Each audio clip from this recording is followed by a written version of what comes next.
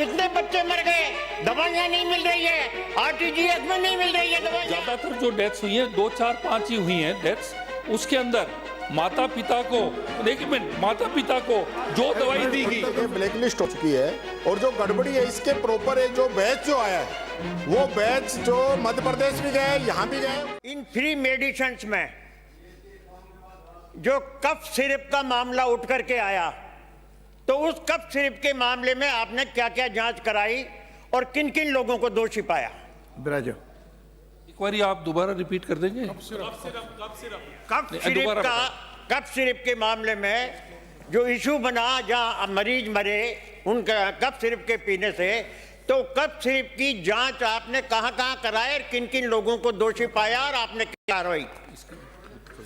माननीय अध्यक्ष महोदय, जो ये माननीय सदस्य जो पूछ रहे हैं, जो इन्होंने जो पूरा प्रश्न पूछा है 4 भाग में, उसके अंदर इसके बारे में इन्होंने जानकारी मांगी नहीं है। ये प्रश्न का नहीं है, ये प्रश्न के अंदर है ही नहीं, प्रश्न के दायरे के अंदर नहीं है। तो प्रश्न तो अलग से आओ, प्रश्न में नहीं है तो माननीय सदस्य अलग से आओ।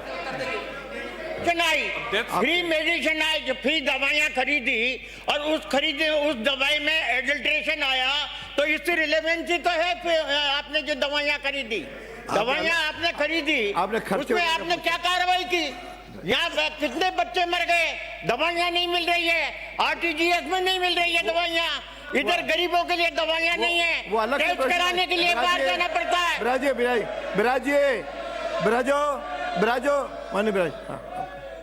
माननीय अध्यक्ष जी, मैं आपके माध्यम से माननीय मंत्री जी से पूछना चाहता हूं। खंड 4 में पूछा है माननीय सदस्य ने कि निःशुल्क दवा वितरण में किन किन कंपनियों से आपने दवा जो है क्रय की है और उनके साथ क्या एमओयू किया है, और ये जो खांसी की जो कफ सिरप का जो मामला है ये भी निःशुल्क दवा में आता है साहब, ये कोई अलग नहीं है।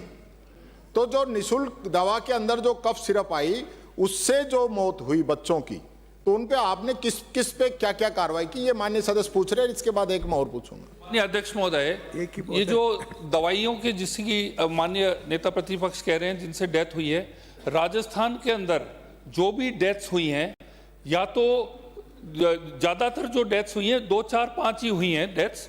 उसके अंदर माता पिता को, एक मिनट, माता पिता को जो दवाई दी गई, तो सुन लो, उसके अंदर मेन कारण अध्यक्ष महोदय कि माता पिता को जो खांसी की दवाई दी गई, उन्होंने वही डोज जो है अपने छोटे 2 साल के बच्चे को दी।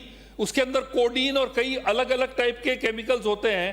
अब ओवरडोज की वजह से उनकी डेथ हुई, और 2 बच्चे ऐसे थे जो कोमॉर्बिड थे।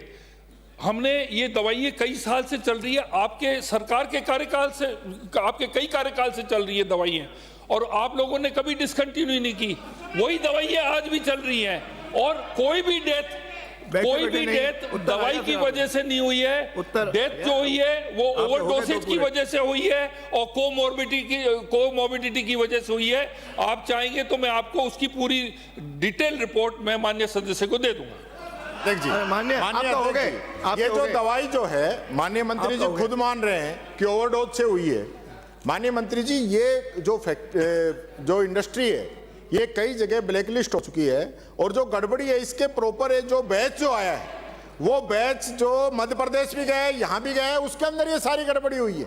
तो ये कहना कि भी पहले से चलती आ रही है, कोई दवाई पुराने समय में हो सकता है सही स्थिति हो, आज उसकी स्थिति सही नहीं हो। हमारे कोई भी डॉक्टर के प्रिस्क्रिप्शन से दवाई नहीं दी गई है। अगर हमारे डॉक्टर के प्रिस्क्रिप्शन से कोई दवाई दी गई होती है, उससे डेथ होती है, तो उसके अंदर डॉक्टर और जो सरकार उसके अंदर बाध्य बनती है। कोई भी ऑफ द शेल्फ जाके दवाई ले ले और अपने छोटे 2 साल मासूम बच्चे को अपना डोज जाके दे दे और ऑफ द शेल्फ जाके ले ले, बिना हमारे डॉक्टर के, बिना हमारे हॉस्पिटल के प्रिस्क्रिप्शन से, उसमें सरकार और हमारे डॉक्टर दोषी नहीं है। अगला प्रश्न है डॉक्टर दयाराम। हो गए 2 बार आपने पूछ लिया। डॉक्टर दयाराम, प्रश्न संख्या 74।